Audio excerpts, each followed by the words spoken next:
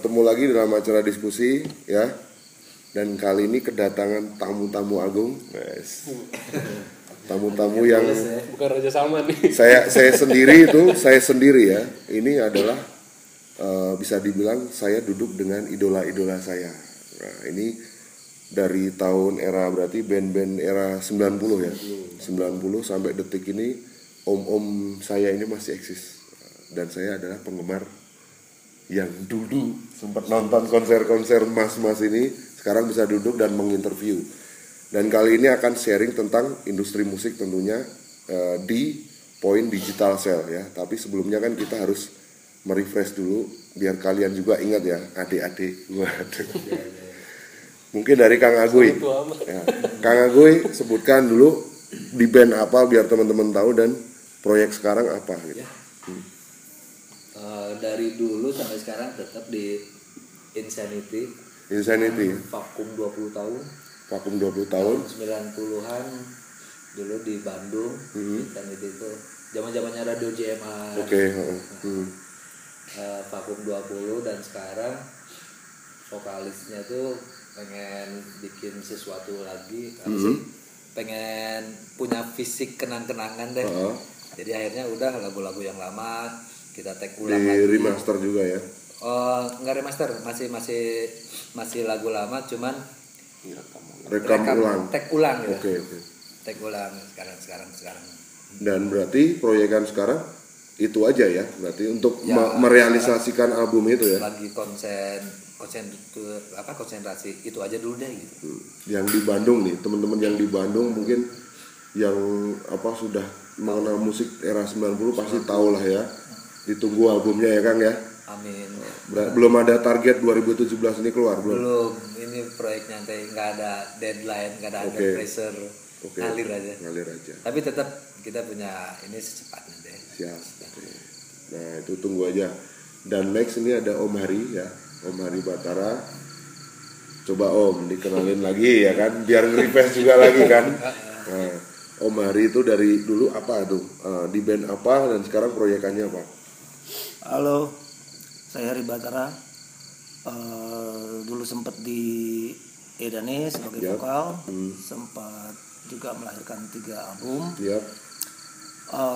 Sudah itu saya mundur, terus sempat memproduce, bikin manajemen. Sekarang coba untuk bikin karya lagi. Karya yang baru ya? Iya, tapi untuk sebentar saya belum bisa ngomong banyak, nanti aja kalau udah selesai baru kita itu. Berarti konsepnya tetap band atau solo nih? Konsepnya semangatnya tetap semangat band. Spiritnya. Iya. Nah, gitu. Soalnya kalau saya pikir kalau solo kan rasanya kayak sendiri. Gitu. Oh iya. Tapi kalau itu tetap pengennya itu. Belum ditarget juga nih kapan ya? Secepatnya. Ditunggu ya, ini yang kangen sama suara Om Hari yang dulu sempat di Edan itu. Wow. Beliau mau bikin lagi, yang kangen ya ditungguin aja intinya kan karya-karyanya. Segera ya Om ya. Amin. Nah next ada Om JPI. Nah ini Om JPI ya pasti kalian juga sudah pada tahu, fans-fans di luar sana lah. Om, sekarang mungkin udah tahu lah, nggak usah diceritain, kalau Bumerang tahu lah itu intinya. Yang pengen teman-teman tahu mungkin ya, saya pribadi juga pengen nanya bahwa sekarang itu bikin apa ini proyekannya? Jadi setelah keluar dari Bumerang 2005. Oke, 2005 ya. Saya kan harus memikirkan ke depan tuh harus ngapain ini. Kalau istilah sekarang ini harus move on. Move on ya. The show must go on. Oke. Nggak bisa gitu-gitu terus ya. Akhirnya saya ini mengambil langkah, ya udah saya lanjut tetap di musik. Maksudnya tapi sejalan apa adanya aja. Ya mungkin saya nggak bentuk band. Jadi diri sendiri aja, soloin aja, main sendiri atau kolaborasi dengan siapa gitu, dinikmatin aja. Lebih enjoy seperti itu untuk sementara ya? Enggak, itu karena sikon. Kenapa ini sikonnya kenapa? Tapi kalau sebenarnya disuruh milih lebih enak ngeband. Kalau buat saya kan saya punya partner main. Oke. Daripada cuman sendirian iya. Cuman karena sikon ya sudah di jalan. Oke. Nah, terus saya berpikiran untuk mencoba ke ranah bikin musik yang instrumental. Solo ya, album instrumental gitar album ya. Instrumental. Saya waktu tahun 2007-an itu berpikirnya begitu. Coba 2007 udah kepikiran seperti itu ya. Coba bikin kayak begituan lah. Mungkin pada saat itu kan kita sudah ada instrumentalis ya, misalnya kayak Dewa Bujana. Ya. Cuman kalau di sisi rocknya kan sebenarnya waktu itu belum ada muncul ke permukaan betul. Nah saya coba bikin, saya waktu itu bikin 2 lagu, single. Saya bikin videonya juga. Tes pasar. Coba lemparin. Ya ini kan proyek idealis, maksudnya proyek indie juga. Saya coba aja masuk ke portal kayak Reverb Nation atau jual langsung ke iTunes respon tuh ada. Jadi saya pikir bahwa segmen di dunia pergitaran terutama di genre rock itu sebenarnya ada. Memang kalau di Indonesia segmennya kecil, belum meluas ya, tapi ada itu. Nah, yang memicu saya untuk lebih semangat lagi ya karena ini banyak mulai nih muncul selain Dewa Bujana, Topati, terus saya lihat banyak Balawan gitu ya. Gitaris-gitaris muda. Walaupun tidak sebenarnya tidak maksudnya muncul ke permukaan gitu secara industrinya. Sebenarnya tapi banyak sebenarnya. Ya banyak. Terus juga yang merespon dari single yang saya bikin itu kebanyakan sih orang bule ya.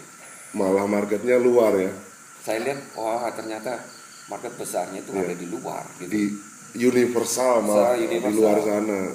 Nah akhirnya saya itu yang memicu lebih semangat untuk bikin lagu-lagu berikutnya. Mulai bikin yang ini dan keterusan enjoy sendiri ya. Enak. Jadi saya nggak di under pressure, nggak di force atau di target gitu. Saya enaknya saya sendiri aja. Itu bisa terkumpul semua, maksudnya lagu bisa banyak tuh. Sambil juga saya mulai istilahnya tuh nggak buru-buru. Sambil main ngumpulin lagu, maksudnya main secara yang lebih ke segmen sebagai instrumental ya.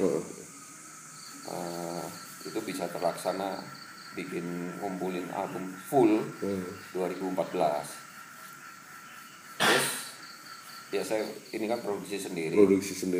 Terus saya mulai mikir gimana ini ya enaknya untuk apa saya mau indie mau jualan sendiri atau pakai label, menggandeng siapa distribusi. Nah akhirnya saya lihat waktu itu ada distribusi indie namanya The Majors. Semua pada tahu ini label indie musik memang. Nah saya kerjasama sama mereka gitu, untuk distribusinya aja. 2 single itu di The Majors berarti ya? Enggak, 1 album. Satu album. Ada 10 track ya. 10 track, oke. Kalau yang 2 single yang pertama saya bikin itu kan tes pasar tuh. Sambil saya bikin video klip, saya upload YouTube. Ya memang responnya memang segmennya keluar sih. Kalau Indonesia tuh ada tapi dikit gitu. Nah akhirnya saya bisa tersana bikin album solo perdana. Ya di 2014, tapi rilisnya di 2015 awal. Oke. Sampai detik ini belum ada yang baru lagi ya? Atau memang lagi? Belum, saya masih menikmatin, maksudnya ini nggak buru-buru gitu. Biarin promo yang album ini berjalannya tetap berjalan gitu. Walaupun maksudnya yang kalau mungkin label kayak major label kan ada target setahun 3 bulan enggak 3 bulan pertama wah promo gini ini naik apa enggak ganti single kan kebanyakan begitu kalau ini kan kalau di secara ini kan enggak. Kita merdeka lah seenaknya kita aja gitu dan mungkin juga promonya juga lama gitu. Kita nggak buru-buru, maksudnya nggak matiin promosinya album kita sendiri gitu. Betul. Secara di Reverb Nation sendiri ya, pemantauan secara ini, maksudnya kayak data ranking, analistiknya ya. Di situ tuh saya bisa bersaing sama band yang maksudnya ada vokal ya. Jadi porsinya bisa menyaingi ya.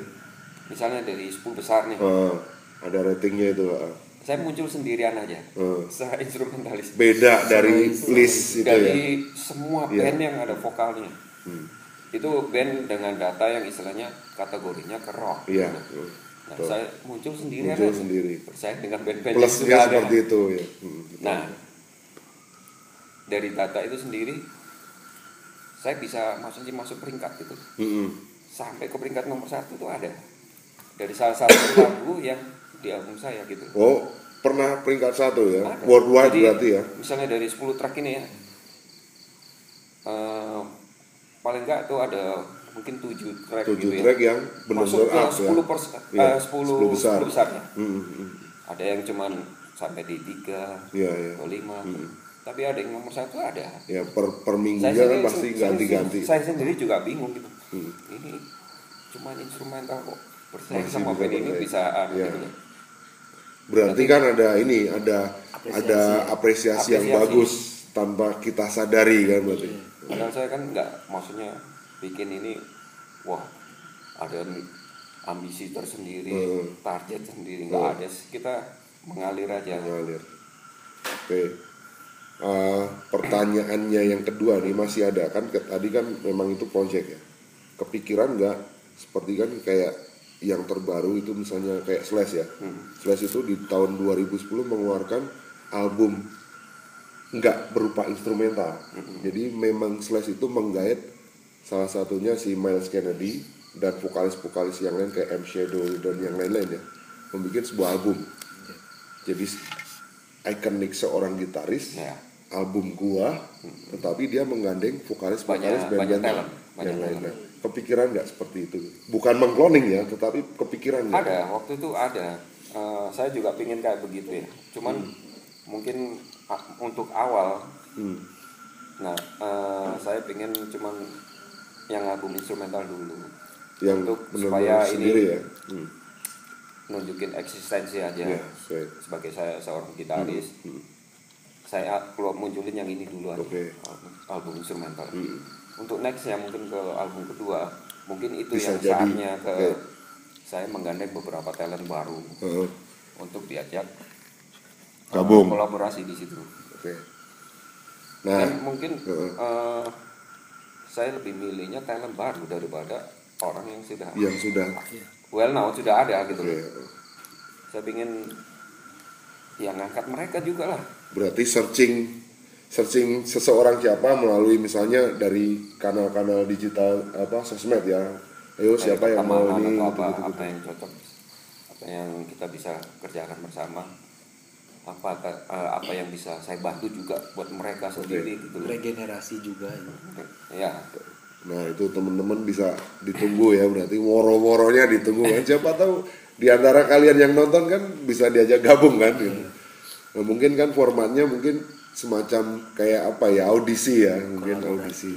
Nah yang next nih pasti juga teman-teman penasaran ini si Om.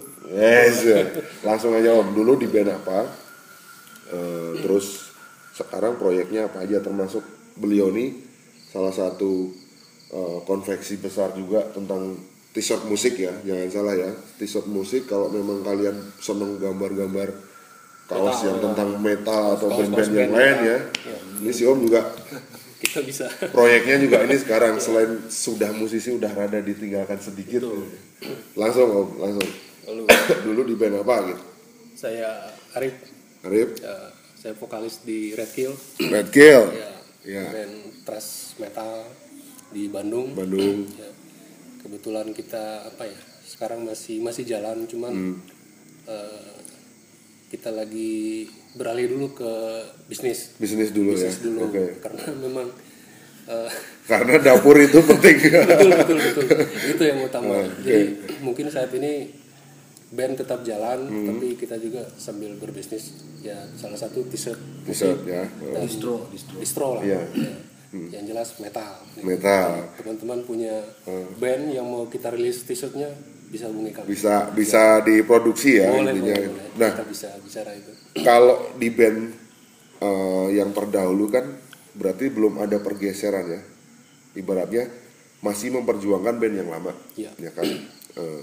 Ada target ya, mungkin kan tadi kata masih itu kan belum tahu nih. Masih vakum atau masih apa gitu, atau sedang memproduksi jalan, lagu. kita lagi mempersiapkan, kita udah lagi bikin beberapa lagu. Ya insya Allah lah secepatnya kita keluar ya. Ya seperti itu mungkin. Barudak Bandung. Berarti sama Mr. Otong sama Kiming ya. Saya Denny Guik seangkatan itu ya. The power of kue nih. The power of kue. Oke. Tadi tentang profil udah. Nah sekarang kalian jangan kemana-mana, tetap di diskusi ya. Habis ini kita ngobrol tentang digital sales menurut beliau-beliau ini.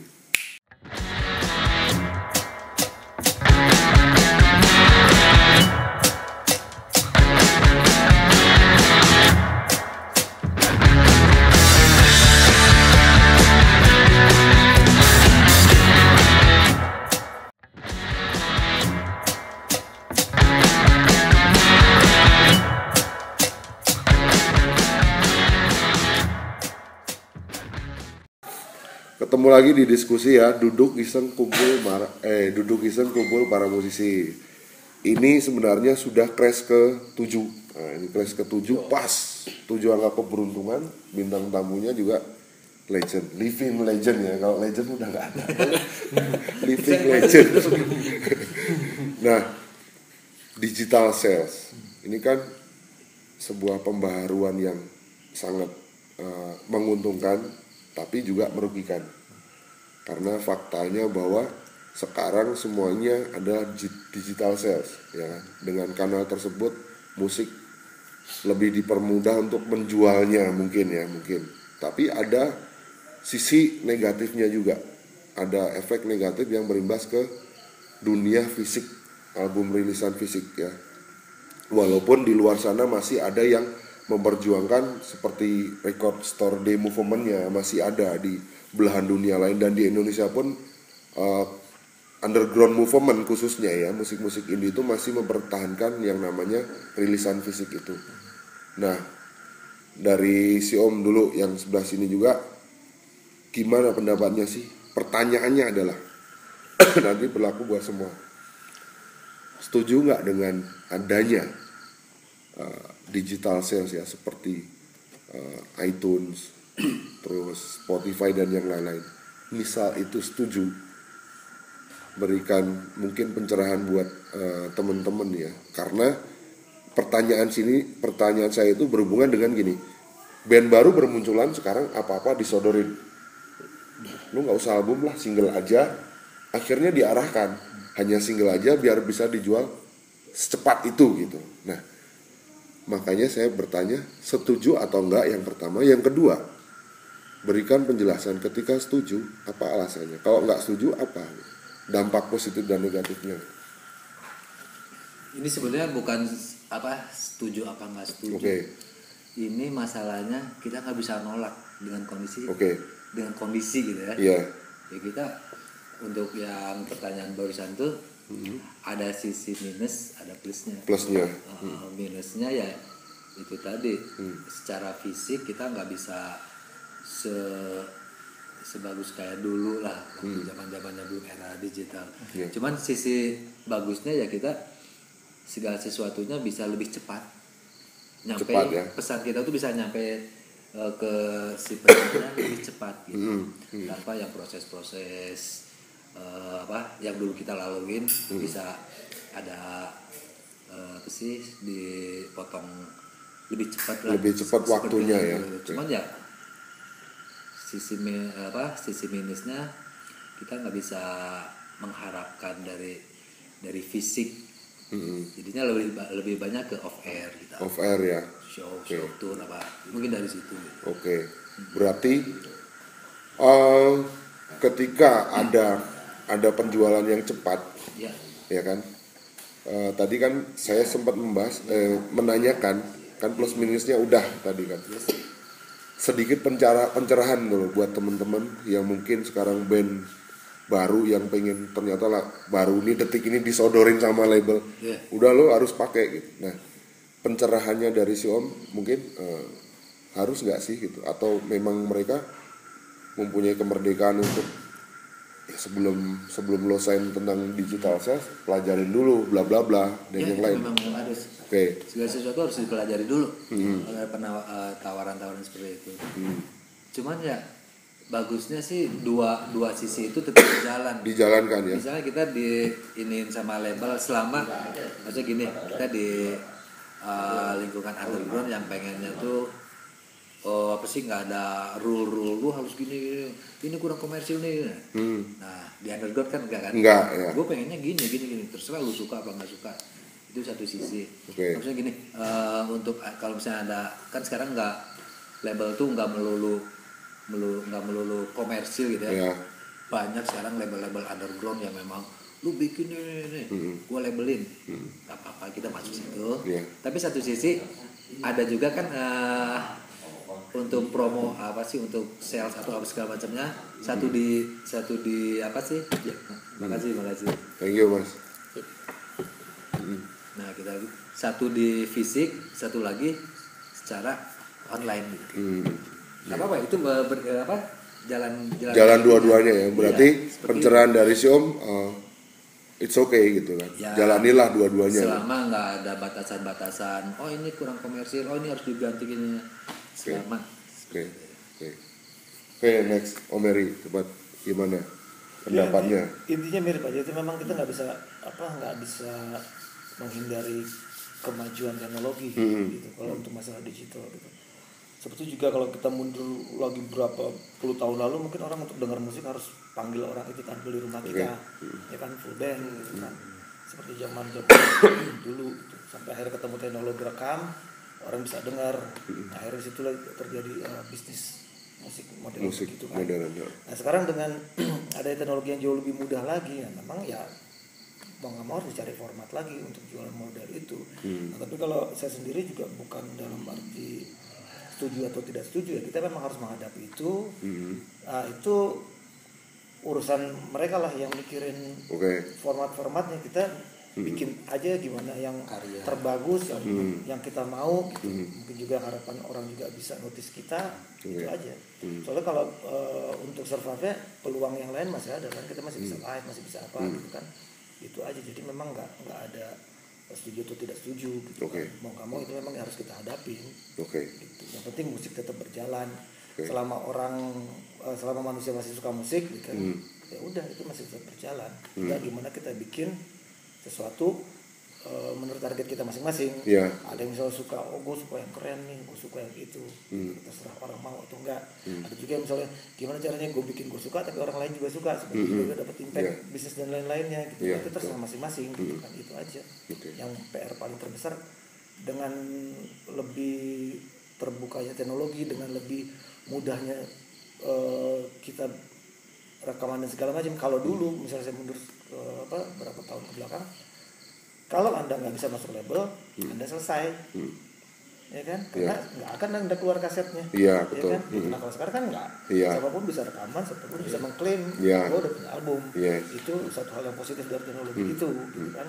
Udah hadapin aja. Sekarang kita tinggal mau bikin apa nih, ya kan? Masalah format jualnya biar sisi lain, maksudnya pihak lain yang mikirkan itu. Pasrahkan aja ke label digitalnya ya. Iya, ke teknologi ataupun nanti format orang nggak tahu nanti mereka ngejualnya pakai apa. Sistemnya seperti apa? Ya kan sistem jualnya, pokoknya kita sebagai musisi cuma tahunya ya oke tuh gue bikin seperti yang gue mau dengan harapan juga sesuai porsi. Sesuai porsinya musisi ya udah gue mikirin lagu doang yang enak gitu. Sesuai target kita masing-masing ya kan, begitu aja. Oke, next Mr. JB. Ya, setelah ini poin-poin dari Agui sama Harry, memang benar dari Agui kan poinnya tentang kita tidak bisa menghindari mengelak dari itu, dari macam teknologi. Terus poin dari Harry tentang ya kita bikin aja karyanya, terus maksudnya jangan karena efek daripada ini kita jadi stop, jadi drop atau apa, bikin aja. Kalau buat saya tadi ya kembali ke waktu saya bikin rilisan album solo, saya ngambil langkahnya, saya tetap bikin fisik. Secara fisik malah tidak menjual secara digital sales itu tidak saya ambil malah. Padahal awal waktu saya bikin single-singlenya saya sempat jualan lagi lucu-lucunya di sales ya. Hanya karena iseng aja pengen coba aja. Coba seperti apa sih? Coba. Nah, terus kembali lagi waktu saya mau rilis album, saya harus menentukan langkah apa aja yang saya ambil gitu. Yang saya putusin ya bikin fisik aja, kembali ke istilahnya back to basic. Karena saya masih percaya orang masih ada yang pingin untuk mengkoleksi wujudnya aslinya ya. Betul. Daripada kita memberikan ada konten yang sudah ada, ini digital sales, kamu tinggal download. Aku mendingan nggak ambil itu. Karena buat saya masih gini, dalam diri saya masih lebih mau menghargai sesuatu yang ada wujud, bentuk. Apalagi kalau ada orang yang sekarang ya, apalagi band-band baru, banyak yang bikin karya terus langsung upload ke portal-portal, download free. Ayo silakan. Nggak habis pikir ya. Kalau buat saya ya itu hak mereka, hak asasi, terserah ya mau gimana. Tapi kalau buat saya nggak bisa begitu. Iya. Sikap. Masalah sikap aja, pilihan. Saya bukan menjudge mereka. Cuman kalau pilihan saya tidak melakukan itu. Buat saya karya itu ya sesuatu yang harus dihargai ya, benar. Jadi saya tidak mau ambil ke digital sales itu. Atau apalagi yang upload free download. Ya kita masih bisa banyak cara lain kok untuk menyampaikan karya kita. Apalagi sebenarnya sekarang teknologi canggih, sebuah info itu kan bisa cepat sekali. Ya kita manfaatin aja itu. Jangan terus kita dimanfaatin sama mereka, sama teknologi. Kita yang harus memanfaatin teknologinya gitu. Yang nyetir dari kitanya ya. Iya, kita sendiri yang filter itu. Nah kalau semuanya free download, kayak kesannya musik itu nggak ada pride-nya gitu. Ya kan, nggak ada suatu kebanggaan gitu. Itu ya. Next. Ya kurang lebih sama sih ya. Sama aja. Ya salah satu kalau buat band-band baru itu untuk media promo ya. Itu dengan adanya teknologi yang seperti ini mempermudah. Ya, mempermudah. Jadi kadang kita memanfaatkan kayak media sosial dan lain-lain buat nguploadin, kita bikin video, kita bikin karya sendiri. Ya cuman karena untuk masuk ke yang lebih yang tadi kayak global itu kan sangat sulit ya. Jadi buat kita yang pemula ini ya kita pergunakan fasilitas teknologi itu. Gitu. Entah itu buat promo, buat apa-apa. Ya kita pergunakan itu aja dulu. Ya ada untungnya juga. Ya untungnya dipermudah gitu. Jadi sebenarnya dengan adanya teknologi seperti ini ya sisi baiknya ada sisi promo jadi murah. Ya, promo jadi murah. Kayak kita dulu mau bikin gitu, mau promonya sulitnya minta ampun kan. Kalau sekarang kan media udah cepat, kita bisa masuk link-link yang bisa cepat, bisa promo dengan mudah gitu. Jadi ya cukup. Justru sekarang label malah pusing. Karena banyak yang dari bawah indie. Banyak yang berindie sendiri. Karena distributornya udah kepegang. Iya. Betul. Kalau dulu kan kayak saya bilang zaman kita kaset, terus juga apalagi kita di underground itu kan kita bisa ke distro ya, kita bisa titik ada di tempat distribusinya ya. Distribusinya via distro komunitas ya seperti itu. Kalau dulu kita masih jalan, kalau sekarang kita tinggal ngirim klik udah nyampe ke sana. Mungkin seperti itu, kemudahan seperti itu. Nah itu beberapa pencerahan ya. Jadi penting nggak penting sebenarnya nggak bisa menghindari ya kalau kesimpulannya. Cuman di sela penting atau nggak penting itu memang kembali ada sikap. Nah, seperti Mr. JPI ada sikap yang yaitu pilihan sih, itu pilihan mau pakai atau enggak terserah. Tetapi ternyata salah satu contoh Mr. JPI juga memakai pilihan, saya tidak memakai karena saya masih percaya rilisan fisik. Nah, ada sebuah case yang mungkin menjadi polemik dalam hal ini ya. Kalau yang sesuai yang saya tahu bahwa kelemahan terbesarnya adalah digital sales itu dari perusahaannya. Kelemahannya adalah nggak bisa langsung sign kontrak dengan artis, gitu loh, dengan perorangan. Nah itu nggak tahu juga apakah itu hanya kebijakan di Indonesia saja atau internasional ya. Tapi si perusahaan digital sale itu tidak bisa mengontak kontrak langsung sama yang namanya artis personal, nggak bisa. Tapi dia harus melalui label. Nah, entah itu semacam gap atau seperti apa ya. Bayangkan aja ketika misalnya salah satu contoh yang saya sebutkan, misalnya iTunes. Saya seorang musisi atau om nih musisi, langsung bisa langsung dikontrak tanpa melalui siapapun ya. Tanpa melalui label atau siapapun, mungkin itu akan lebih menguntungkan buat si musisinya itu sendiri. Nah, yang saya lihat di sini memang ada jembatan yang namanya label digital itu. Dengan tetek bengeknya, keribetan apapun, sampai akhirnya musisi meninggalkan, ya udahlah saya pasrahin. Tetapi kelemahan ketika saya memasrahkan itu ke digital sales atau labelnya itu yang di lokalnya ya, yang lokal labelnya itu, akhirnya ada semacam yang namanya dagang ya, kita sebagai konten atau antara artis dan promotor itu kan pasti yang share profitnya pasti lebih gede yang namanya label kan gitu. Nah, saya hanya membayangkan bahwa ketika si artis atau musisi ini bisa langsung dikontrak dengan label digitalnya ya, langsung ya seperti iTunes, itu mungkin akan menyenangkan banget gitu. Kalau info yang saya dulu dengar, saya lihat kayaknya bisa tuh direct ya. Di Indonesia ternyata enggak. Kalau yang saya tahu karena memang harus berbadan PT. Oh, oke. Ya. Ini aku baru maksudnya baru ngeh. Ya, maksudnya harus kita bisa direct tapi ya harus pakai istilahnya tuh ya agentnya. Jadi badan kita harus bikin suatu badan. Nah, dan itu melalui survei itu loh yang saya bahas itu. Istilahnya bikin label sendiri, label-labelan lah. Betul. Dengan badan PT, kita bisa di-link sama iTunes-nya. Iya. Ya itu akal-akalannya. Iya. Iya sebenarnya kan itu. Tapi kalau band yang istilah band indie yang mau pengen langsung terus nggak pengen ribet, akhirnya ya itu pasrah, ya udah ikut inilah jasa iya, ya, jasa label apa portal mungkin. Iya, portal. Bisa juga begitu. Nah, makanya yang saya bahas itu ketika harus berbadan PT itu kan seribet itu surveinya kan.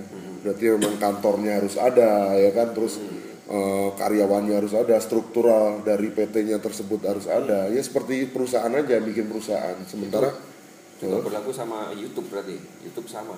Kalau monetizing, kalau di YouTube itu hanya sekedar monetize. Jadi memang kalau yang saya tahu ya, karena saya juga udah YouTube partner ya. YouTube partner itu secara perorangan. Oh bisa. Iya. Nanti pilihan ketika kita mau bekerja sama dengan YouTube, ini konten pribadi, perorangan atau perusahaan. Nah, nanti ada porsinya ketika perusahaan itu, kita pilih yang perusahaan, itu akan ada draft yang seperti itu. Kalau yang personal, draftnya seperti ini. Kalau yang saya alami, draft dari kerjasama YouTube itu lebih enak yang personal. Karena personal tidak seribet yang perusahaan. Karena ketika berbicara perusahaan pasti ada sharing profitnya. Nah, ada sharing profit. Ketika saya masuk di YouTube Partner itu, dia hanya meminta verified aja. Verified itu ketika kita mau mendaftar, apakah nama dari personality itu udah muncul di beberapa komunitas, dan YouTube akan memastikan bahwa kita sebagai pengguna internet beneran nggak sih, intensitasnya tinggi nggak. Kalau nggak tinggi, dia nggak akan menerima gitu. Karena YouTube nggak mau ketika kita udah dipartnerin, kita cuma ngupload satu video, udah beres. Udah hilang ya. Nggak mau gitu. Nah itu harus aktif. Ya menurut saya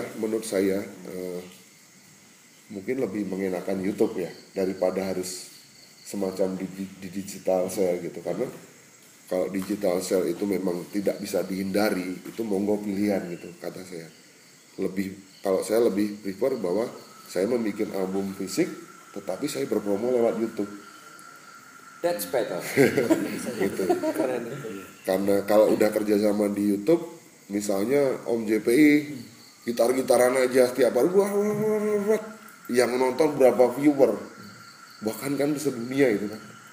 Wah, si Om udah digaji sama YouTube, ya kan? Tetapi itu kontennya promo, ya kan? Lo kalian kalau mau beli albumnya ya langsung ke website saya ini beres. Itu lebih direct menurutku, dan itu lebih ibaratnya manusiawi ya, maksudnya menghargai banget karena tidak ada intervensi yang nyekik banget gitu. Makanya saya tadi sempat membahas ini belak-belakan aja ya. Rules-nya iTunes luar sama Indonesia beda kalau kata saya gitu. Tidak seperti di luar negeri lah yang benar-benar nggak mengintervensi banyak gitu peraturan, enggak gitu. Tapi ya di sini mungkin semacam ada blok itu karena ini adalah ladang untuk label-label yang ada gitu yang kan. Kita ngerti sendiri lah. Ya. Dan memang sekarang ini aja salah satu contoh. Karena saya ngamatin ya, karena saya bisa berbicara ngamatin. Salah satu contoh. Sampai stasiun TV aja mereka merelay ya, menayangkan ulang tayangan mereka di YouTube mereka, iya kan? Berarti sebegitu pentingnya YouTube kan? Dan mereka itu monetize semua, mereka YouTube Partner semua yang ketika viewer ngeklik berbayar semua itu, nggak adil kan? Sebenarnya nggak adil. Dia udah mereka share ke ini, harusnya kan? Dia kan menayangkan sebuah konten artis ini, nggak dapat.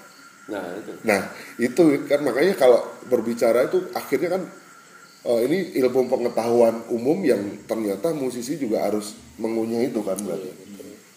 Ibaratnya gini, makanya memang mandiri dalam sebuah karya atau berpromo itu sangat penting kalau menurut saya gitu.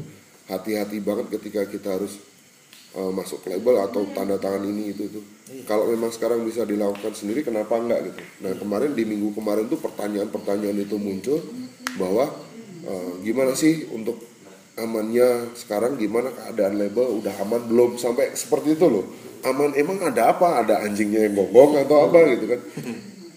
Berarti tingkat kewaspadaan musisi sendiri di Indonesia itu baru band-band baru Om gitu. Mereka udah rada protektif gitu kan. Apalagi yang mungkin sudah terlanjur melakukan itu gitu. Nah, jadi kalau menurutku ketika televisi aja merelay acaranya di YouTube, berarti kan memang intensitas orang lihat TV itu udah menurun. Semua beralih ke YouTube gitu. Apapun YouTube. Kapan saja bisa. Ya. Nah ini kan kalau saya sebagai mengamati, bukan ngasih saran, tetapi buat teman-teman juga akan lebih baik. Tapi ini kembali ke sikap ya. Kalau memang mau major label, kalian mau bener-bener cepat dikenal, dalam arti apa ya, pengen di lini apa ya, kasarannya itu kalau udah terkenal di seluruh Indonesia, bisa jadi seleb lah ibaratnya. Seorang anak band terkenal, akhirnya dia bisa dapat job iklan sampo lah, bla bla bla kan. Berarti kan merambat ke seleb ya. Itu pilihan terserah, tetapi inti dari digital sale menurut saya yang paling menguntungkan itu sekarang seperti itu, membuat karya sendiri, bikin website sendiri, akhirnya kita berpromo di YouTube sendiri. Karena TV besar pun melakukan masih promo di YouTube seperti gitu. itu ya. Dan bahkan ini saya bongkar juga ya, biar belak-belakan aja. Ada badan khusus yang memang mengebas di YouTube gitu. Ketika ada konten yang wah viewernya banyak nih, nanti dia akan dideketin perlahan-lahan sama badan buzzer itu tadi. Badan buzzer itu bekerja tentang misalnya kita buka YouTube, kita klik trending itu kan, nanti muncul trending. Misalnya klik musik, trending musik yang keluar ini. Nah, konten kita bisa dibahas setiap harinya. Ketika orang ngeklik, orang di luar sana ngeklik hot atau trending video, klik musik, kita juga ada di barisan itu. Itu ada ternyata. Nah, dan yang sudah menjadi artis YouTube itu rata-rata memakai itu. Nah, itu kan mulai, kalau menurut saya jasa. Dan menurut saya itu kebusukan juga. Karena itu nggak fair gitu kan. Ibaratnya gini, kayak Instagram dulu nggak bisa kita apa-apain, tapi ternyata sekarang bisa beli follower bla bla bla, itu kan itu jasa juga gitu. Nggak salah, sah aja. Cuman kalau ketika berbicara tentang ketika ini sebuah persaingan, itu nggak sehat kan, memakai buzzer sama murni gitu. Nah, mungkin seperti itu gitu. Nah, terserah ya, setelah ini teman-teman seperti apa, pilihannya seperti apa. Yang penting si om udah ngasih pencerahan yang sangat baik. Menurut saya ini udah sangat cukup ya interviewnya. Nanti kalau misalnya ini yang terakhir nih, pertanyaan dari saya, sebutkan sosial medianya masing-masing biar teman-teman bisa follow nanti. Dari Instagram dulu, Om. Instagramnya apa, Om? Agui underscore atau sambung? Langsung. Agui Kang. AGUYKANK. Oke. Agui Kang ya. Instagram sama Facebook. Sama ya. Website ada nggak? Website enggak. Belum ya. Oke. So, Instagram Heri Batara 23. HERI Batara 123 sambung ya. 23 aja sambung ya. Ya. Oke. Mungkin Facebook apa? Facebook Heri Batara. Heri Batara. Website? Belum. Oke. So, kalau di Instagram.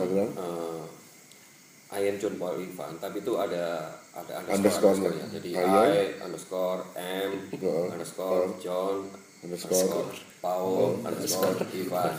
Rada panjang memang. Oke. Ini website. Kalau Facebook. Langsung aja search Facebook page-nya John Paul Ivan. John Paul Ivan. Terus website ada. Twitter ke JPI XXX. JPI XXX sambung. Nyambung. Oh, JPI triple X ya. Oke. Belum website belum. Website lagi under construction, harusnya ada www.johnpolivan.com. Oke, masih under construction ya. Oke. Kemarin sempat naik, tapi ini lagi dulu. Perbaikan konten dulu ya. Mau dirubah. Setting. Jom. Kalau Instagram If Gondrong. If Gondrong. berarti IF langsung spasi. Underscore Spasi aja. Oh, spasi. Iya. Gondrong. Gondrong. Oke, Facebook sama Facebook Arif 69. Arif 69 sambung. Facebook itu mau dirubah Instagram mau dirubah nama nggak bisa itu. Wah, berarti nanti masuk setting itu harus setting. Nah, website belum nih. Oh, belum. Nah, pertanyaan saya nih sekarang sebagai saya yang paling muda di sini kan. Waduh. Kapan si Om ini mau membuat YouTube channel? Saya tunggu. Saya siap-siap subscribe nih. Sebenarnya YouTube channel saya ada. Udah ada. Jadi youtube.com /slash John Paul Ivan. Udah ada berarti. Cuman saya yang kurang aktif. Nah, Om. Nah, berarti kan gini nih. Saya harus punya kamera sendiri. Nah, saya harus jadi banci kamera dulu. Ya bukan banci juga Om. Fans di luar sana itu pengen tahu sih sebenarnya. Sebenarnya gini, motivasinya kan itu kan lebih ke blog ya, vlog ya, video blog.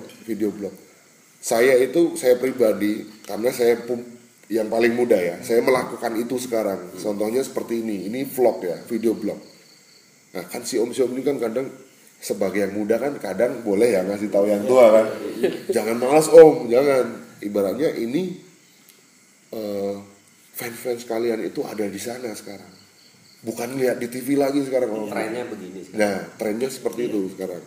Kalau si om ya ibaratnya sayang kan fans pas ngeklik YouTube searching John Paul Ivan Hari Batara, duh kok nggak ada videonya, ada tapi yang tahun-tahun dulu nggak update. Ya di sisi lain kan mereka itu ini kan promo kita juga, self marketing ya. Di sisi lain si om bisa menjual kehidupan sehari-hari om yang walaupun tetap privacy ada yang bisa diupload kan terserah si om yang mana sih batasannya gitu. Kalau si om mau tentang gitar doang ya bangun pagi ngopi gitaran diupload, itu fans yang di luar seneng banget, nggak usah nunggu acara-acara TV dulu baru bisa nonton Mr. John Paul Ivan kan gitu. Nunggu Selectapop. Iya gitu, Selectapop lawas Kali Safari. album minggu kita gitu ya. Nah saya hanya mengajak ini, saya pribadi berharap si om ini segera membuat YouTube channel, dan nanti saya yakin ini kalau nama-nama om ini pasti udah verified nih. Begitu diklik nanti pasti udah verified, udah centang, jadi tinggal kerja sama aja. Nanti stepnya si om bisa ngeliat lah caranya di YouTube ada gitu. Itu udah wah nggak mungkin kalau belum verified. Kalau belum verified itu nggak akan bisa kerja sama om gitu. Kalau si om ini aku yakin udah. Makanya saya pribadi menunggu YouTube channelnya. Nah nanti saya belajar sama kamu ya. Nah saya menunggu YouTube channelnya. Sebenarnya gini sama kayak di Instagram juga. Di Instagram kan sebenarnya udah melakukan kan, misalnya lagi apa makan di foto. Sebenarnya itu kan self marketing sudah melakukan, cuman itu kan tidak mendatangkan dolar kalau kata saya. Sekarang YouTube yang mendatangkan dolar. Kenapa enggak kalau memang enggak? Kalau yang lain mendatangkan masalah. Ya, asal jangan sampai dalam-dalam aja yang diupload ke kehidupan seharian kan gitu. Iya, ya gitu ya om ya, thank you. Pokoknya udah ini kebetulan si om ini sekali lagi ya, lagi temanya lagi liburan Sukabumi, menikmati alam Sukabumi, bukan dalam rangka manggung ya. Jadi setelah ini mungkin si om tuh kemana aja sih nanti ya kepoin aja, silahkan follow di Instagramnya atau Facebooknya ya, di like, ikut fanpage-nya, dan kita tunggu YouTube channelnya. Nah nanti segera di searching, berarti setelah pulang ini mungkin bisa langsung koneksi internet. Sampai ketemu dengan kita di YouTube channel. Suka senang. Suka senang. Sampai Sukabumi suka senang. Suka bersenang-senang maksudnya. Iya betul. Oke ya, thank you guys. Tetap nonton diskusi ya, nanti ketemu kita ini akan saya upload insya Allah besok sore, berarti minggu sore tayang atau Senin sore malam lah aku tayang gitu ya. Nanti saya kasih linknya di WhatsApp om, nonton om gitu. Ya thank you guys. See you.